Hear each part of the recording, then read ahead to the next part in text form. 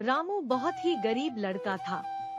उसके माता पिता की पूरी जिंदगी हमेशा गरीबी में ही बीती, जिसके चलते रामू की पढ़ाई लिखाई नहीं हो पाई।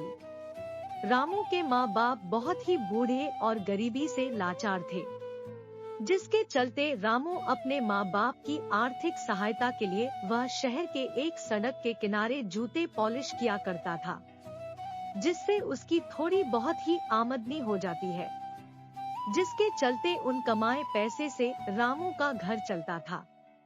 रामू बचपन से ही बहुत मेहनती और ईमानदार था। वह शहर के बड़े बड़े इमारतों को देखता था। उसे भी लगता था कि उसकी भी गरीबी एक दिन जरूर खत्म होगी और वह अपने माता पिता की अच्छी जिंदगी जीने में सहायता करेगा। यही सब सोचकर रामू अपने जूते पॉलिश की दुकान पर खूब मेहनत करता था, लेकिन वह कभी भी अपने ग्राहकों से अपने मेहनत के पैसों से ज्यादा पैसा कभी नहीं लेता था, जिसके चलते उसके दुकान पर खूब भीड़ होती थी। सभी रामू के व्यवहार से खुश रहते थे। एक दिन की बात है, रोज की तरह आज भी रामू अपने घर से अपने दुकान के लिए जल्दी से निकल गया और फिर अपना दुकान खोलकर ग्राहकों की प्रतीक्षा करने लगा। इसी बीच उसके दुकान के पास एक बड़ी सी गाड़ी आकर रुकी और उस गाड़ी में से एक कोट वाले साहब निकले, जो कि रोज की तरह अपने ऑफिस जा रहे थे। सो उन्होंने रामू के पास बोला कि मेरे जूते खूब अच्छे से चमका दो, क्योंकि आज हमारे कंपनी में बहुत बड़ी मीटिंग है। तो रामू भी फटाफट उन साहब के जूते पॉलिश कर दिया, जिससे खुश होकर उस साहब ने 500 रुपए का नोट थमाया। लेकिन रामू के पास तो इतने पैसे कभी एक साथ इकट्ठे भी नहीं हुए थे और न ही रामू के पास उस समय छुट्टे पैसे भी थे कि वह अपने पैसे काटकर बाकी पैसे लौटा सके। तो यह बात रामू उस साहब से बताया कि उसके पास तो छुट्टे पैसे नहीं है। तो वह साहब थोड़ा जल्दी में थे, बोले कि अभी तो मेरे पास भी छुट्टे पैसे नहीं है, इसलिए तुम पूरे पैसे को ले लो।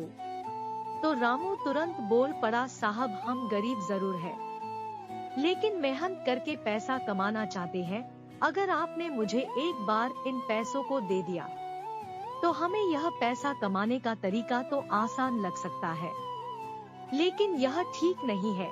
इससे हर कोई मेहनत करना ही छोड़ देगा।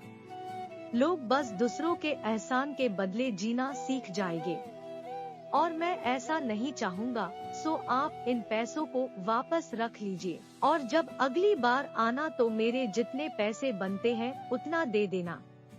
यह बात सुनकर उन साहब की आंखें खुल गई और मन ही मन सोचने लगे कि हमने इस लड़के की आत्मसम्मान की भावना को ठेस पहुंचा दिया है। इसलिए वे साहब रामू से बोले, बेटा तुम अपनी परिस्थिति से गरीब जरूर हो, लेकिन अपने आत्मसम्मान की भावना से अमीर हो, इसलिए हमें माफ करना। और इस प्रकार रामू ने अपने कार्यों से एक इंसान का दिल बदल दिया। और फिर वे साहब बार बार यही सोचते रहे कि वे अमीर है या वो गरीब लड़का रामू, जो गरीब होते भी दिल से अमीर है। कहानी से सीख।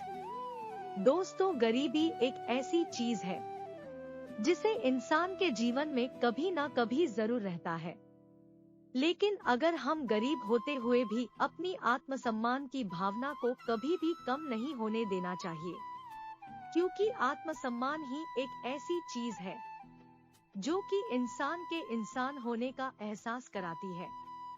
हो सकता था रामू अपनी गरीबी की परवाह करते हुए साहब के दिए हुए पैसों को ले लेता, लेकिन अगर वह उन पैसों को एक बार ले लेता तो जिंदगी भर उसे उस साहब के एहसान तले रहना पड़ता। लेकिन रामू ने अपनी मेहनत और ईमानदारी को हमेशा आगे रखा, जिसके चलते वह लोगों का दिल जीतने में सफल रहा। यह कहानी हमें यही सिखाती है कि हम अपने जीवन में चाहे कितनी ही कठिन दौर से क्यों न गुजर रहे हो, लेकिन कभी भी अपने आत्मसम्मान की भावना को कभी नहीं खोना चाहिए, क्योंकि अगर हमने अपना एक बार आत्मसम्मान की भावना को खो दिया तो हो सकता है कि हमें फिर लोगों के एहसानों के तले अपनी जिंदगी गुजारनी पड़े।